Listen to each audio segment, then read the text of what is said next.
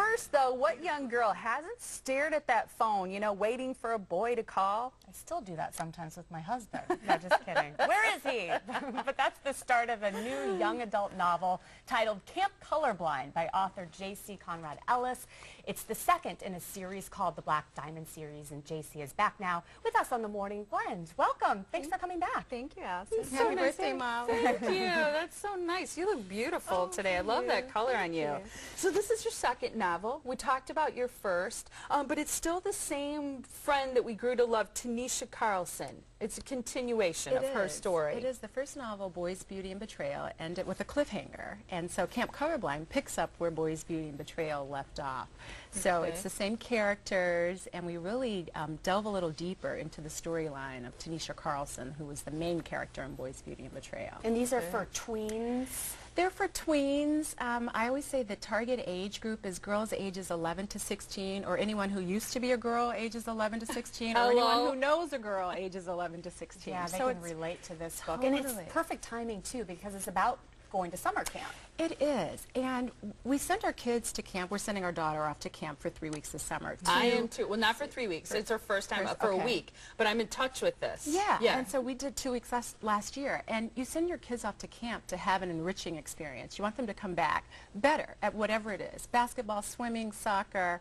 And in this case, I use camp as a metaphor for life. Like, can we all just embrace life as an enriching, every day I just want to go out and be better at something. So Tanisha goes to camp and really has several aha moments that really open her eyes in her young 14-year-old world. And I think summer camp is such an incredible breeding ground probably for ideas for a novel. So I think it's fantastic that you picked summer camp. It also is a place where I think people who've had experiences where they've been to summer camp, whether they're a kid and currently doing it or an adult, if you've been to summer camp, your childhood memories are so closely linked to that experience. Don't you think it's a very formative experience? Absolutely. There's something in this story that everyone can relate to. And even kids who may not have had the camp experience, there are themes that come out that are universal in nature. Friendship and a sense of loss and longing.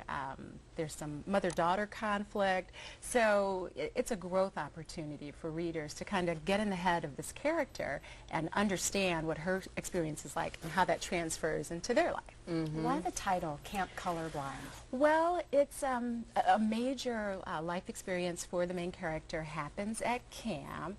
And one of the things that I try and teach my children is that you really want to go through life and just experience the world without blinders on and just be open to differences and the uniqueness that everyone offers. And acceptance and tolerance. Absolutely. Right? And that's what happens in this story, where Tanisha goes off and she has these preconceived notions of different people, and those get challenged at camp, and not in a preachy, thou shalt not type of way, but just in a, she gets to know different people and goes, wow, I really never thought of, you know, this experience in this way. And so it's eye-opening for her. What I think is incredible about authors like you and others who write books like this well is that you're able to step back into a mindset of being a, you know, 11, 13, whatever year-old girl. And I think that would be so tough for me. It's actually, even with my own kids, it's hard for me to remember what life was like